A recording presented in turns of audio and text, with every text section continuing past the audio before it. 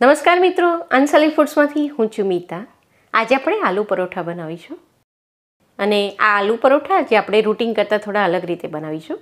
આમાં તમારે લોટ બાંધવાની કે પછી વણવાની ઝંઝટ પણ નહીં કરવી પડે. તમે વર્કિંગ વુમન છો કે પછી ઘરેથી દૂર રહેતા સ્ટુડન્ટ હોવ જેને જાતે રસોઈ બનાવવી પડે તો એ લોકો માટે તો આ વિડીયો ખૂબ જ યુઝફુલ છે. આલુ પરોઠા બનાવવા માટે અહીં મેં એક મોટી સાઇઝનું બટાકું બાફી લીધું છે.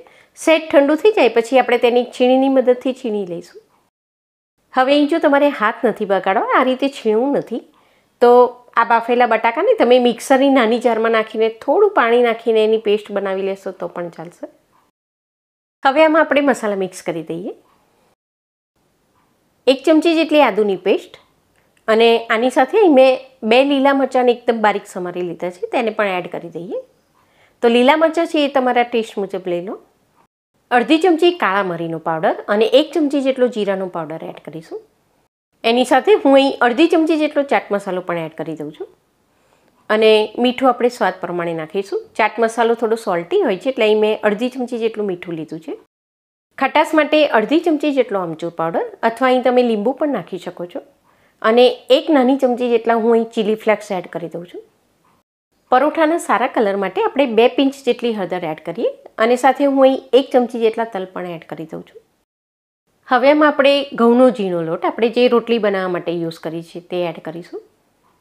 આ લોટ છે એ પણ અહીં આપણે માપીને જ લેવાનો છે. 1 મોટું બટાકું હોય તો એમાં તમારે 1.5 કપ જેટલો લોટ લઈ લેવાનો અને તમારી પાસે જો મેઝરિંગ કપ ના હોય તો ઘરની જે રૂટીન મોટી વાડકી હોય છે તે 1.5 થી 1.25 વાડકી જેટલો લોટ અહીં તમે લઈ શકો છો. તો એક મોટી સાઇઝનું બાફેલું બટાકું અને 1.5 કપ જેટલા લોટમાંથી અહીં તમે 5 નંગ મોટા આલુ પરોઠા બનાવી શકો છો. જરૂરિયાત મુજબનું પાણી ઉમેરીને હવે આમાંથી આપણે ખીરું બનાવી લેવાનું છે. અહીં આપણે આમાંથી આલુ પરોઠા બનાવવાના છે એટલે બેટરને અહીં આપણે એકદમ ઢીલું પણ નથી રાખવાનું અને બહુ કઠણ પણ નથી રાખવાનું.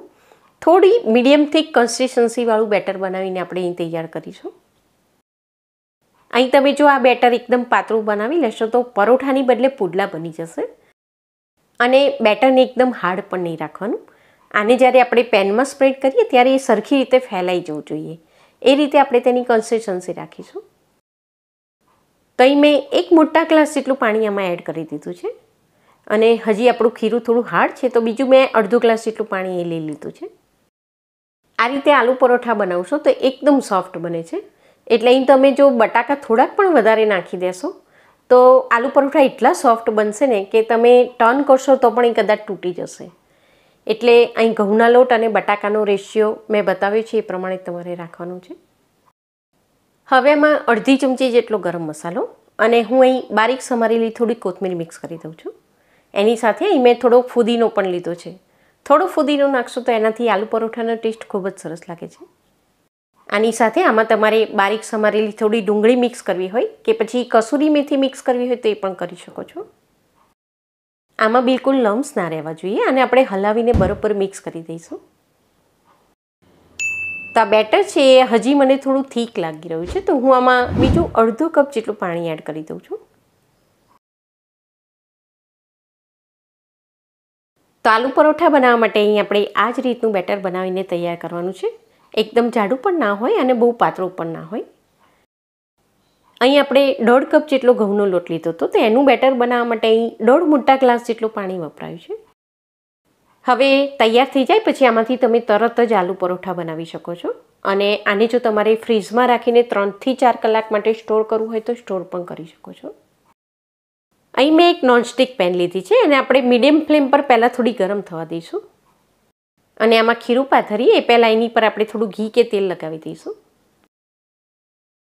આપણે લોટ બાંધીને વણીને જે આલુ પરોઠા બનાવતા હોઈએ છીએ એ જ સાઇઝ અને થિકનેસવાળા અહીં આપણે આલુ પરોઠા બનાવીશું.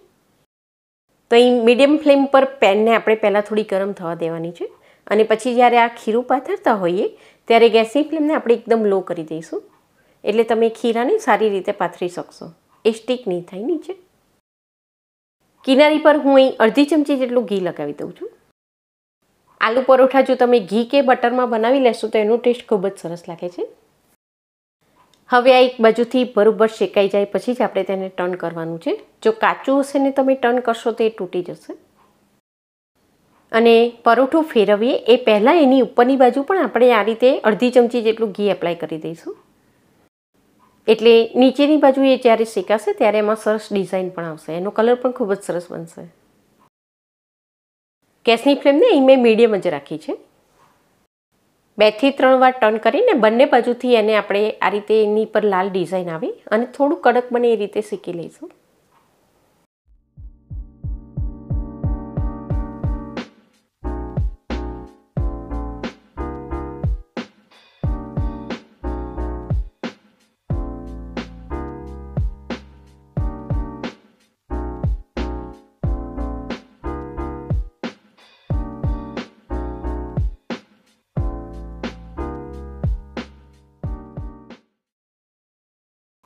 તો આ રીતે તમે આલુ પરોઠા બનાવશો તો એમાં તમારે રોટલીનો લોટ બાંધવાની જરૂર નહીં પડે અને વણવાની પણ જરૂર નહીં પડે અને ખૂબ જ ઝડપથી બની જાય છે.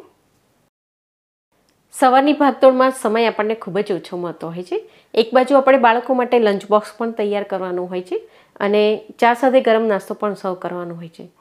તો આ આલુ પરોઠા તમે બ્રેકફાસ્ટમાં પણ સર્વ કરી શકો છો અને બાળકોને સોસ સાથે તમે લંચ બોક્સમાં પેક કરીને આપી શકો છો. અને એની પર ચીઝ પાથરીને એના રોલ બનાવીને બાળકોને આપશો તો પણ એ લોકોને ખૂબ જ ભાવશે. તો આ રીતે તમે પરોઠા બનાવો ત્યારે ખાસ તમારે એક જ વસ્તુનું ધ્યાન રાખવાનું કે અહીં લોટ કરતાં બટાકાનું પ્રમાણ વધી ના જવું જોઈએ અને ખીરું તૈયાર કરવું એ બહુ એકદમ પાતળું પણ ના હોવું જોઈએ ને બહુ જાડું પણ ના હોવું જોઈએ. આ રીતે તમે મીડિયમ થીક બેટર બનાવી લેશો તો એનાથી તમને પરોઠા બનાવવામાં બિલકુલ તકલીફ નહીં પડે, ખૂબ જ આસાનીથી બની જશે. અહીં મેં તમને લોટ અને પાણીનું માપ પણ બતાવી દીધું છે. એમાં થોડુંક પ્લસ માઇનસ થઈ શકે છે પણ આ પરફેક્ટ માપ છે. આ રીતે બનાવશો તો ખૂબ જ સરસ બનશે. આને તમારે થોડું વધારે હેલ્ધી બનાવવું હોય તો આમાં તમારે સિઝન ચાલતી હોય ત્યારે લીલી મેથી, પાલક કે પછી થોડું ગાજર છીણીને મિક્સ કરવું હોય તે પણ કરી શકો છો. રૂટીનમાં આપણે જે આલુ પરોઠા બનાવતા હોઈએ છીએ ને એના કરતાં પણ આ થોડા વધારે સોફ્ટ બને છે અને ટેસ્ટમાં પણ એ ખૂબ જ સરસ લાગે છે. તમે એકવાર બનાવીને જરૂરથી ટ્રાય કરજો. આને તમે ચા સાથે, વેજીટેબલ સૂપ સાથે કે પછી સોસ સાથે પણ સર્વ કરી શકો છો. હું આજે તેને દહીં તીખારી સાથે સર્વ કરીશ.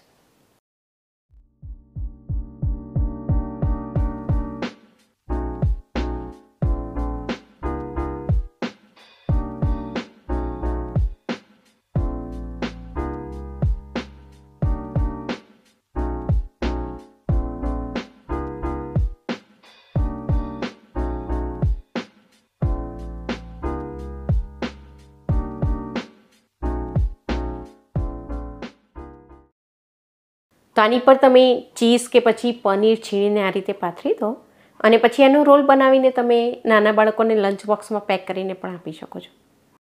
તો આ ઘરે બનાવેલા હેલ્ધી ગરમ ગરમ નાસ્તાથી એમનું પેટ પણ ભરાશે અને એમને ખાવાની પણ ખૂબ જ મજા આવશે. તો એકવાર આ રીતે પણ આલુ પરોઠા બનાવીને જરૂરથી તમે ટ્રાય કરી જુઓ અને અમારી ચેનલને જો હજી સુધી તમે સબસ્ક્રાઈબ નથી કરી તો ચેનલને સબસ્ક્રાઈબ કરીને બાજુમાં રહેલા બેલ આઇકોનને પણ પ્રેસ કરી દો. ફરી મળીશું એક નવી જ રેસીપી સાથે. Thank you.